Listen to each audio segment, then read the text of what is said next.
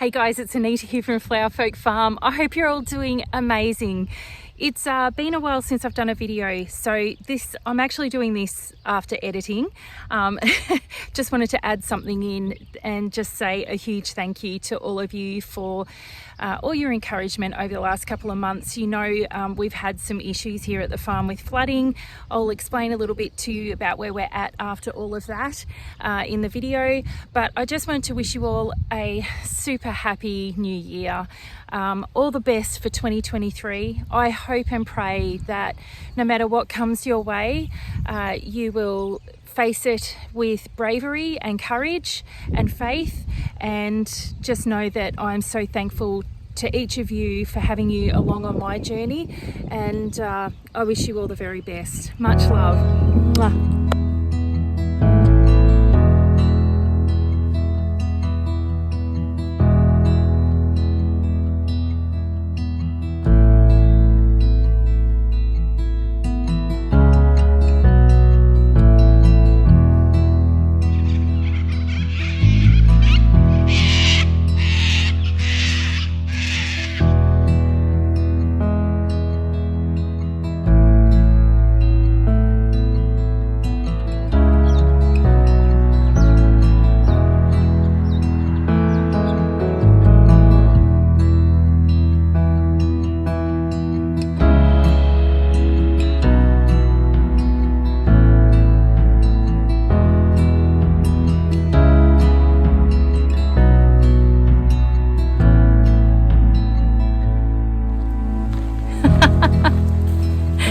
Hello everyone, we're back. It's so good to see you all. I am just doing some harvesting at the moment and just about to make up some more bouquets for the flower stand. I thought you might like to come along and have a bit of a look with me and check out the polytunnel and the new and improved flower field. So we have got some beautiful butterflies. I can't remember what these ones are called, but they're gorgeous. Orange and brown sort of colours. It must be their season for hatching. And this is scabiosa, so I'm just going to harvest some of that, and then I'm going to take it into the hothouse and we are going to make up some $10 bouquets, and I'll give you a bit of a rundown on what's been going on.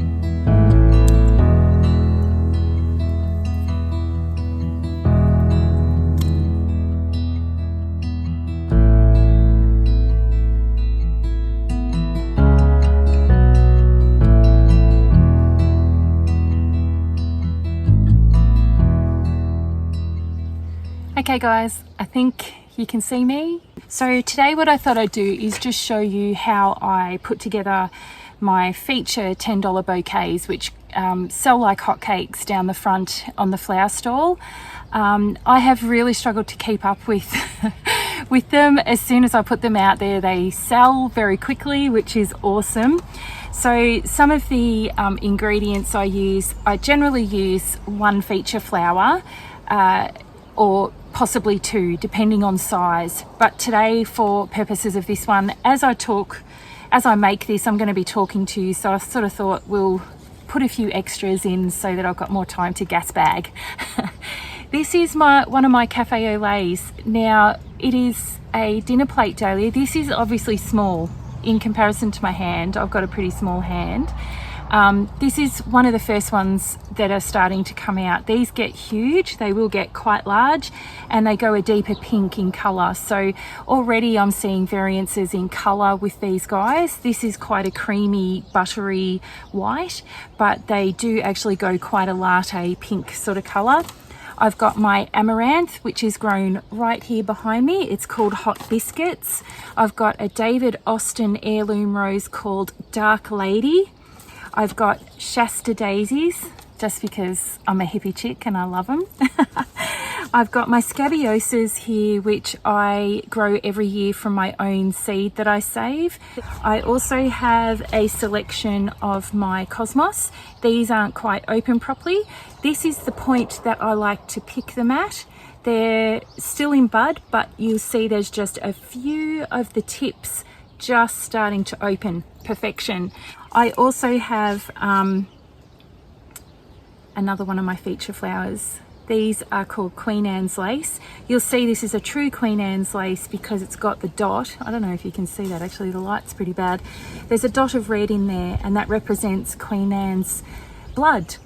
So these ones, very similar to Queen Anne's lace, although it is carrot that's gone to seed. So I like to use a lot of different things in my bouquets. I use things that are a bit quirky. Sometimes I go wild foraging and find all sorts of really unique blooms, but I like to use a lot of things that have gone to seed for interest. So let's start. First things first, I'm going to start with my amaranth in the middle, and I'm going to build up some height at the back with my Queen Anne's lace. And you will see it'll flop over a little bit like that. That's okay, because once the bouquet comes together it will stand up a little bit more, but it does give it that real meadowy look anyway. So I'll get some height happening here, and I'll start filling you in just on what's been happening. So you know I've had a bit of a break, and that was pretty much due to all the flooding that we had happen here, which was really caused a few issues, I've got to be honest. We had a lot of work to do in recovering from that, and we actually ended up having 3 lots of flooding over 6 weeks. So it wasn't just one, it was several lots of flooding for an extended period of time, and that really took its toll on the flower field. So I've had to do a lot of work to get that back to its pre-existing condition. What I like to do with the cosmos is just let them stick up a little bit, because that gives us the movement to the bouquet. You can see there's a little, it moves, which is really pretty, and it just gives it a real whimsy look. So once I sort of got through the flooding, I then actually developed a relapse of glandular fever, and I think it was probably because I was run down, exhausted, pretty tired. It was a lot of work. And just trying to cope with the flooding and rebuild and manage planting and all that sort of stuff. It was a real challenge. So anyway, I ended up pretty unwell, and I'm really glad that I decided to take the time off from YouTube in the end, because I really needed it. So but here I am back. I do need to be very careful with my health at the moment. I really cannot commit to too much, and owning a small business, for anyone who does that, you know it's a lot of work, and there's no one else to sort of fill in for you. You've got to do it all yourself. And whilst I do have family, it's still a lot of work, and I really need to just manage my health and keep myself well and not overdo things. So what I've decided to do is just turn my comments off so that you guys can still watch me if you have time, and I'm still part of YouTube, but the workload is a little less for me, and it makes it more achievable for me to be able to do that. So so you will notice that I will turn the comments on again at some point, but just for now, I really need to just keep things simple. So one of the biggest things I wanted to talk to you about, because today is New Year's Eve, and I wanted to talk about some of the things that I'm taking into this new season and what I will be doing in terms of the flower field. And one of the biggest things I learnt last year was that I didn't have enough flowers to last the whole season, and last year was my very first season, so you know that's to be expected. But this season I wanted to focus on having enough flowers so that I could actually make it through the whole season through to Mother's Day. Here we go with the dahlia. So what you'll see is I've got those all placed. We'll pull that amaranth back a little bit, and what I'm going to do is this gets pride of place at the front. So we're going to place it right there. Here we go. I'm going to tie that off and keep talking. So so one of the biggest things, is amount of flowers, because I did end up having to buy some flowers in last year, and I don't want to do that this year because that detracts from my profit. So I want to be able to produce all my own flowers and not have to buy them in through wholesalers. So one of the other things I've been busy doing is working on my website. So I now have a website up and running, which allows me to sell flowers online. So I don't really have much contact with customers at all. It's either done on Facebook, Instagram, or my website, or the flower stand. So unless people contact me directly, most of it is done online. So that's been really great because it's convenient and people, it just seems to work. Where I'm located in a little country town. So I'm wrapping now. So you'll see I just wrap up the corner there. So it kind of looks like that. And we're going to place our bouquet so that it's up towards the point, and then fold it down. So that's really made things a lot easier for me in terms of people accessing my flowers. And really, I've been getting quite a lot of orders through that. So there you go. We'll wrap this now. One of the other things that I've been really busy doing is getting my flower subscriptions organised. So I now have a flower subscription that you can hop on and have a look at on my website. You can sign up and you get 3 lots of delivered flowers over 6 weeks over the summer period, and I will be offering more, which has been a really good business decision for me because it gives me a bit of an idea of what the amount of flowers I'm going to need to produce to be able to fulfill those orders. And the other thing it does is gives me the availability to make my accessing my flowers more convenient for customers. So really good move, and I didn't want to commit to that in my first season, but this time it's been fantastic. Oh, these are my stickers too. So you'll see I use these on my bouquets, and I've got different sizes, and I've also got some for the subscriptions. I put them on the bucket as well so that people know, yeah, who we are. So here we go. Here's our mixed bunch, $10 bouquet. Pretty cute. It's a nice little gift, and it's got all sorts of whimsical blooms in it that interest the eyes. So you can look at it and you get different, you know, there's just so much to look at in there. So not bad value for $10. Then what we do is it goes in straight into a vase of water, and that goes out onto the flower stand, and usually only sits there for not even an hour before it gets snuggled up. So I keep these topped up all week long. I do some larger bouquets as well, but these guys seem to be the favourite. I think they're just super affordable, and it's a really lovely little gift that you can give someone without spending a fortune. So yeah, very cute. I've got an example one here too. So this is what they look like in a jug. They're pretty cute, aren't they? You should smell it. This one here is my favourite rose, Abraham Darby, best rose ever.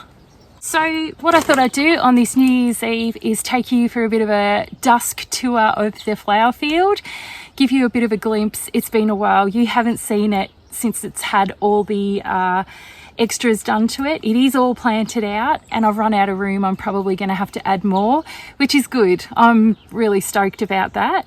But I'm taking it slow. If there's one thing I've learnt in this journey, God's teaching me to go slow and just enjoy the ride, and he will provide everything else. So I'm just enjoying it. It's been a tough journey. The past 3 months has been really tough physically, mentally and emotionally, but I feel like it's just, yeah, it's all been a really good thing to have happen, and moving forward it's going to be awesome. Okay, so I hope you can see this okay. It's just on dusk now, so I thought I'd show you the section. This was the worst impacted by the flooding. You'll remember this was all underwater, and I had to dig trenches. You can see there's just the remnants there and here, but it's all come up really well, and we've got our new beds done and planted, and they're all going really well. Sunflowers in this one here. and Cosmos. So it really has come up really well. Despite the challenges we've had with this section, it's really coming together now. And each year now as we move forward, it's going to get better. The second section and the bees, we are currently moving the bees. You can see I haven't been able to work around this section. It's got pretty overgrown. And that's because my bees are really grumpy at the moment. So I'm just at the moment having to let this go. And there's a few things the sweet peas are going to seed in here. These beds are all done. And again, we've had to do the trenching. You can see there. And the new beds that I've put here. And the top section, I'll take you up there now. So anyway, this is the top section. Now you guys have seen me do a lot of videos up here, and this is the first section that I extended and put extra beds in. So I've got down here all carpet underneath the mulch, and that has served as a really awesome weed suppressant. And especially for the cooch, because you know that was one of my biggest issues was cooch. I managed to get rid of that problem in 12 months. Now that stuff is so invasive, I can't believe we've managed to do it, but we have, just with old carpet. And you can see we've gone right over to the edge here, to the outer edge, to stop it from coming in as well. And it's working a treat. Haven't had any come through whatsoever. Pretty soon this is going to be chock-a-block full of dahlias, chrysanthemums, my fillers, roses, and of course our berries. So I just thought I'd bring you down the front just so you can see the last of the sun. It's beautiful across the valley there. You can see the gums. There you go, guys. Thank you so much for joining me on our little dusk tour of Flowerfolk Farm. Just a little intro after a bit of a break. So hope you're all doing great. I look forward to seeing you again real soon. And I'll give you a little bit more of a detailed look at the flower field and a bit more of what's happening. Okay, bye.